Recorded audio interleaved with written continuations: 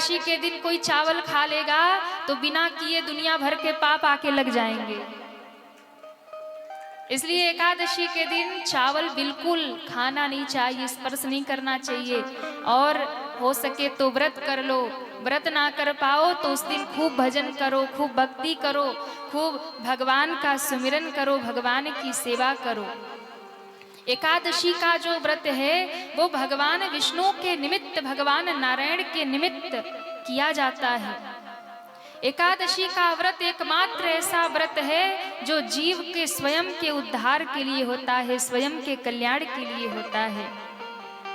जो भी एकादशी का व्रत करते हैं उन्हें एकादशी के दिन अन्न नहीं खाना चाहिए, फलाहार करना चाहिए, फल और दूध ग्रहण करना चाहिए। अभी हमारे बीच में एकादशी आने वाली है। चैत्र मास के शुक्ल पक्ष की जो एकादशी है जिसे कामदा एकादशी कहते हैं। और ये कामदा एकादशी जो है ये सारी मनोकामनाओं को पूर्ण करने वाली है। इस कामदा एकादशी का जो व्रत कर लेता है वो सारे पापों से मुक्त होकर के भगवान के धाम को प्राप्त कर लेता है।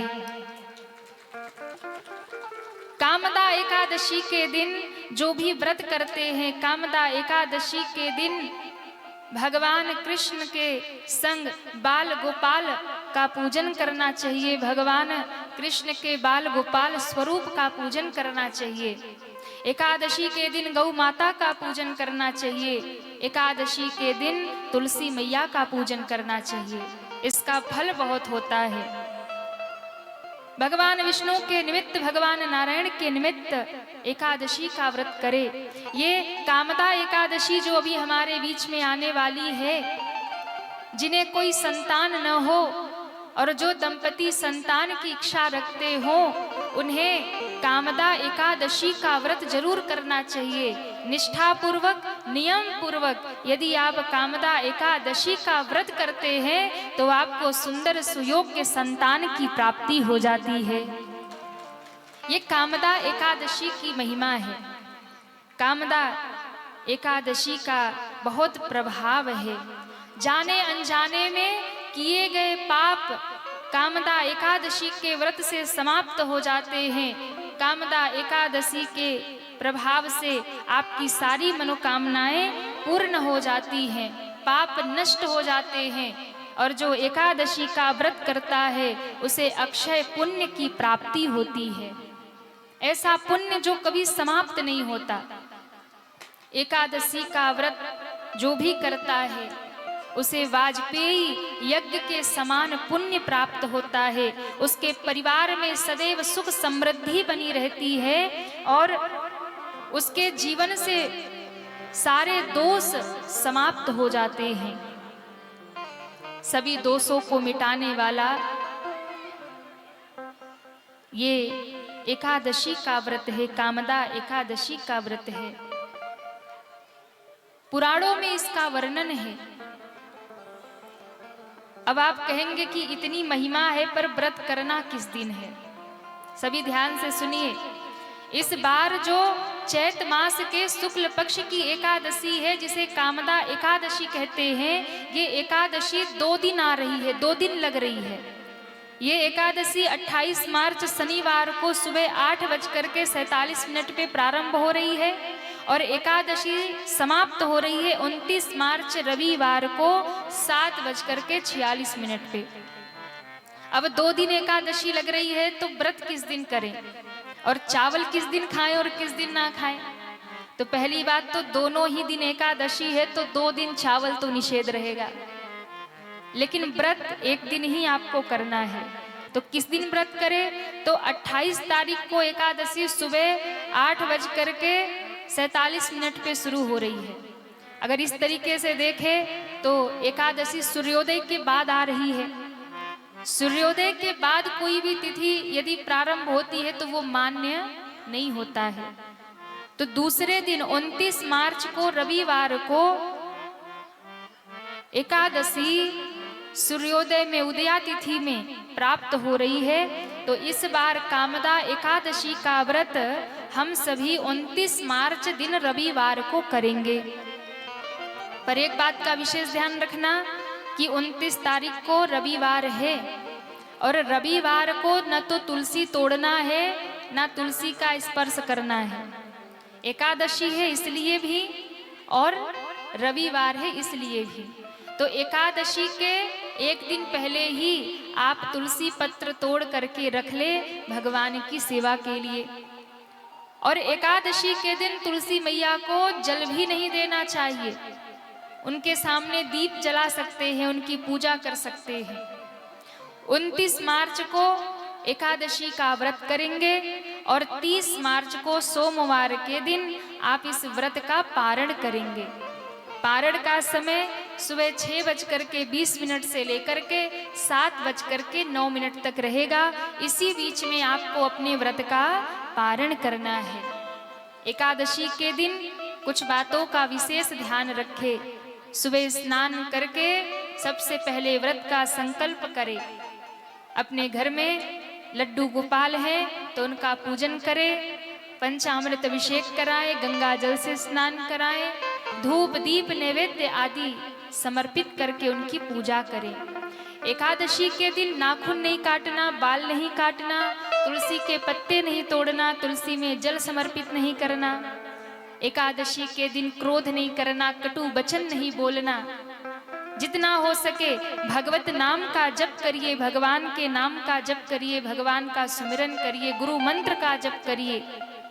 और एकादशी के दिन आपने जितना भी भजन किया, जितना भी आपने भगवान का सुमिरन किया, अन्य दिनों में आप जितना करते हैं, अगर एकादशी को कर लिया तो आपको अनंत गुना फल उसका प्राप्त हो जाता है। जितनी महिमा एकादशी के व्रत करने की है, उतनी ही महिमा एकादशी के व्रत की कथा सुनने की है। व्रत की कथा भी जरूर सुननी चाहिए एकादशी के दिन। तो अभी जो हमारे बीच में ये एकादशी आ रही है, कामदा एकादशी, इस व्रत की भी कथा बड़ी प्यारी कथा है। भगवान श्री कृष्ण से युधिष्ठिर प्रश्न करते हैं कि महाराज आप हमें बताइए, चैत्र मास के शुक्ल पक्ष की एकादशी को क्या कहते हैं और इसका क्या महात्म्य है। 12 पुराण में वर्णन आता है।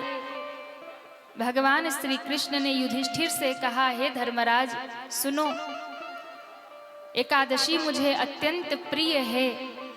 जैसे मुझे गंगा प्रिय है, जैसे मुझे तुलसी दल प्रिय है, जैसे मुझे श्री लक्ष्मी जी प्रिय हैं, उसी प्रकार से मुझे एकादशी भी परम प्रिय है। मैं आपको कहता हूँ, चैत्र मास के शुक्ल पक्ष की जो एकादशी है उसे कामदा एकादशी कहा जाता है, जो सारे मनोकामनाओं को पूर्ण करने वाली है। और इसकी कथा भी बड़ी सुंदर है। क्या कथा है? तो कहा, रत्नपुर नामक एक गंधर्व और किन्नरों का राज्य था। मणि माणिक्य से भरा हुआ बड़ा ही सुखी, बड़ा ही समृद्ध साम्राज्य था, जहां के राजा का नाम था पुंडरीक।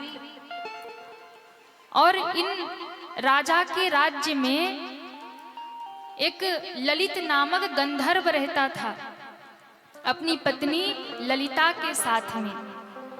दोनों ही नृत्य और गायन में बड़े प्रवीण गंधर्व थे। उसकी जो पत्नी थी वो विशेष नर्तकी थी और बहुत सुंदर थी। दोनों पति पत्नी में अनन्य प्रेम था। उनके घर में सुख था, समृद्धि थी, सब कुछ भरा था, रत्न मणि माणिक्य सब भरे थे, बड़े समृद्ध थे।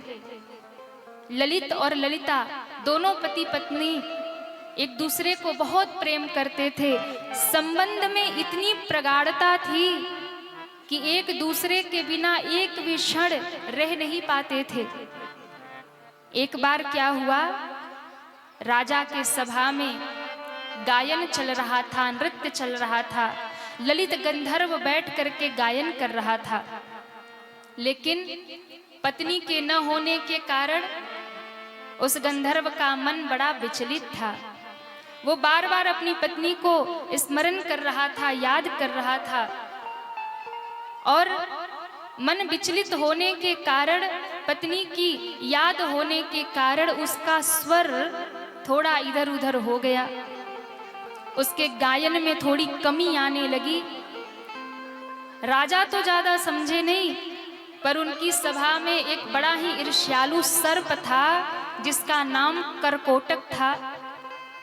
उसने देख लिया, जान लिया और जाकर के राजा से बता दिया कि ललित गंधर्व के गायन में कमी आ रही है, वो ठीक से अपना कार्य नहीं कर रहे हैं। राजा ने जब ये सुना तो राजा को बड़ा क्रोध हुआ।